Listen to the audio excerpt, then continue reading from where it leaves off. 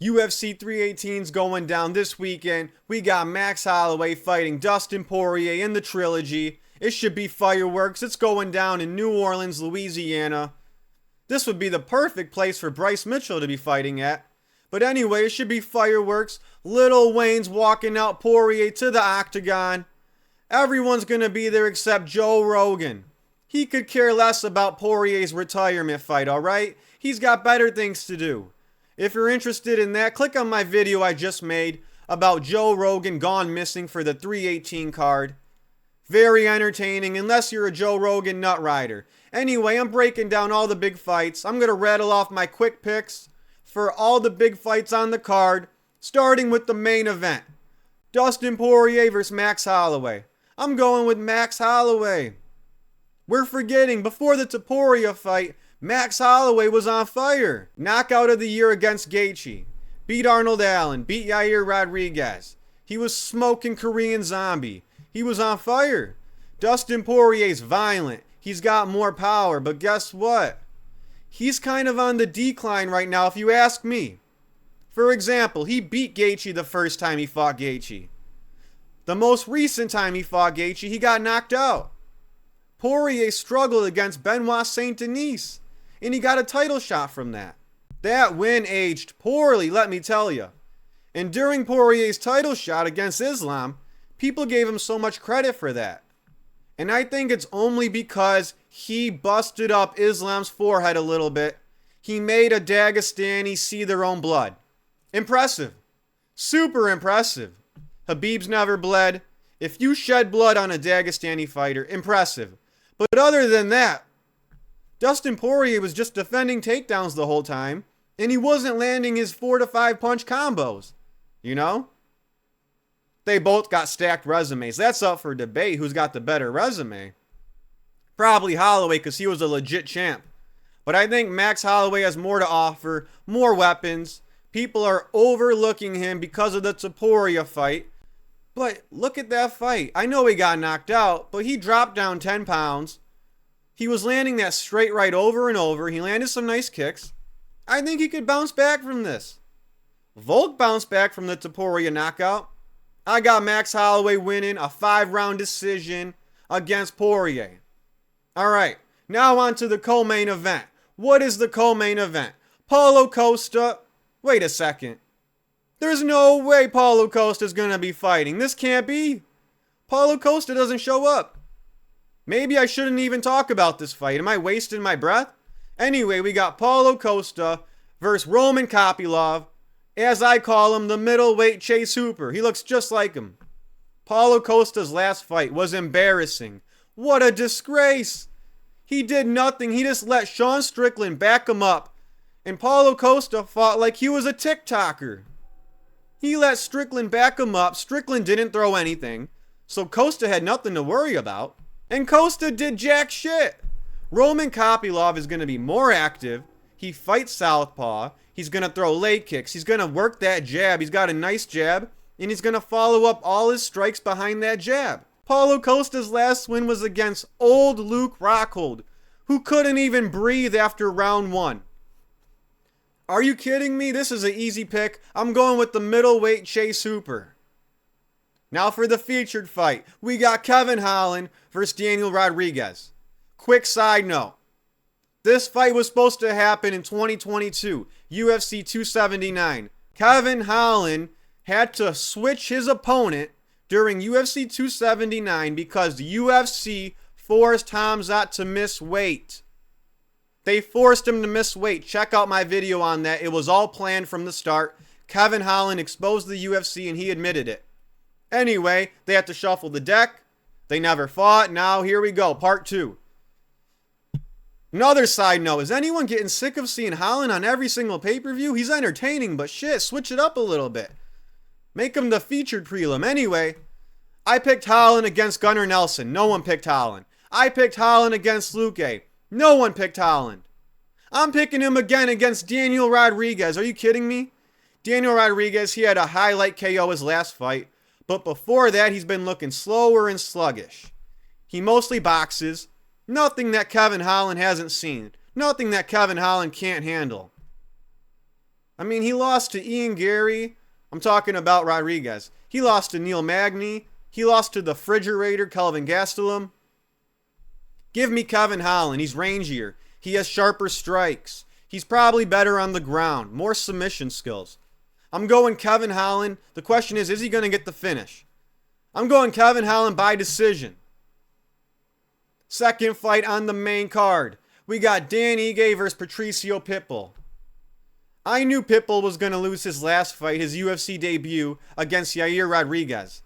If you watched his prior Bellator fight, he just stood there like this. What, he's got power? So what? He doesn't throw. He's less active than a heavyweight. There's no activity with this guy. No footwork. And then he always complains about fouls like, oh, eye poke, oh, nut shot. I mean, you can't even trust him. He just claims everything's a foul. He's kind of whiny in there.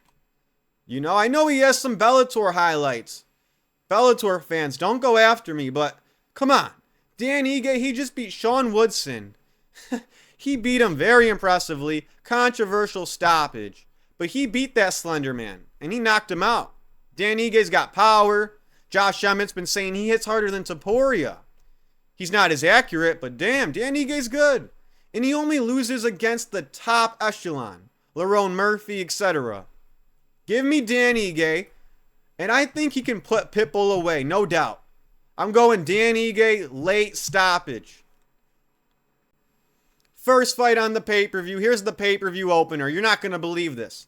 And hold up, the disrespect to Poirier. The disrespect to Poirier. I just realized this.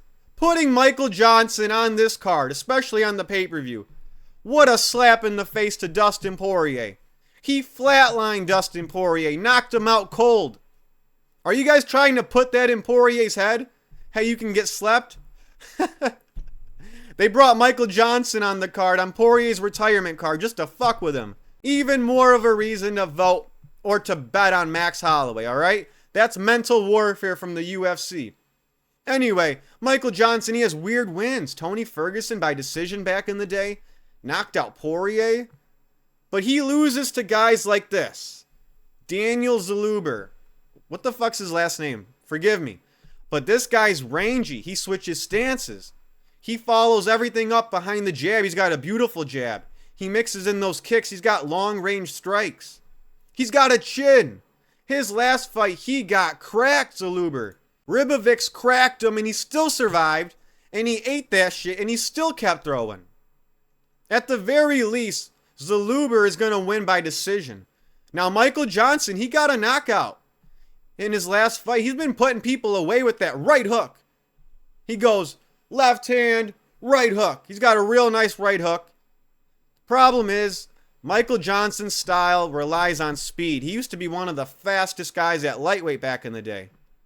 But is he fast enough still to put away a top contender? This Zellhuber guy is rangy and tall. He's like Bahamadez. He's a big lightweight. I think Michael Johnson will be in the fight till the end, but I'm going Zellhuber. I think he can win a decision or get a late stoppage. He's got a chin. I don't think Michael Johnson can KO him, even though Michael Johnson has been putting people away here and there. Give me Daniel Zellhuber. All right. Featured prelim. We got Kyler Phillips versus Vinicius Oliveira. Interesting. Something about Oliveira. He beat a Russian Dagestan fighter. He beat Said Nurmagomedov. When do Brazilians beat Russian fighters? That rarely happens.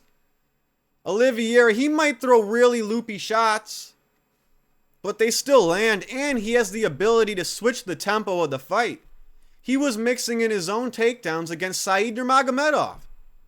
He could grapple his ass off if he needs to. He could survive. He knows how to switch the tempo of the fight, and he knows how to always switch the pace, and he can keep moving forward even if he's tired. Pretty impressive, his last win. Kyler Phillips, his last fight, oh my goodness, he lost to Rob Font. All he did was try to hold him down. Super boring, and he was the biggest favorite on that card when he fought Rob Font. Kyler Phillips was the biggest favorite that night, and he lost to Rob Font. And he still tried to make the fight boring. Kyler Phillips looked anything but impressive his last fight. Give me Oliveira for the featured prelim. Moving on to maybe the most entertaining fight, or at least personality-wise, Marvin Vettori versus Brendan Allen. These guys got some beef. They got some heat.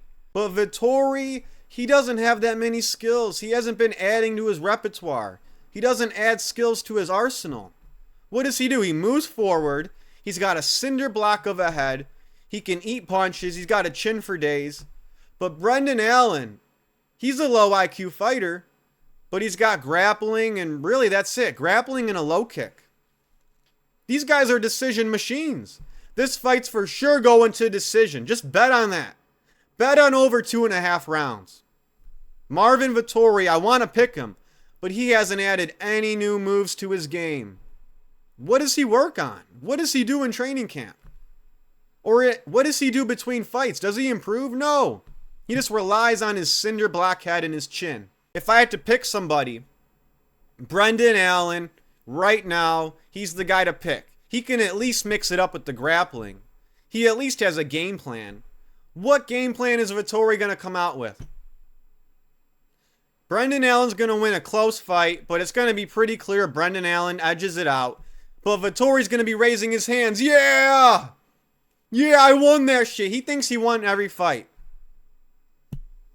He can get knocked out. He's going to be like, they're ready to call my name. Call my name already. Like, no, bro, you lost. What else do we got on here? Atiba Gautier from Cameroon. This is the new Francis Ngannou. This guy's dangerous as hell. He's been knocking people out like Ngannou. But he's the middleweight Ngannou. And he's fighting Robert Valentini. I don't know much about Robert Valentini. But all you need to know is Atiba Gautier is going to win by knockout. Those are my MMA quick picks. I'm looking forward to this card. I'm looking forward to it even more now that I know Joe Rogan won't be attending. I won't have to hear leg kicks. Leg kicks. I'm super pumped about that. I'll catch you guys Saturday. Peace.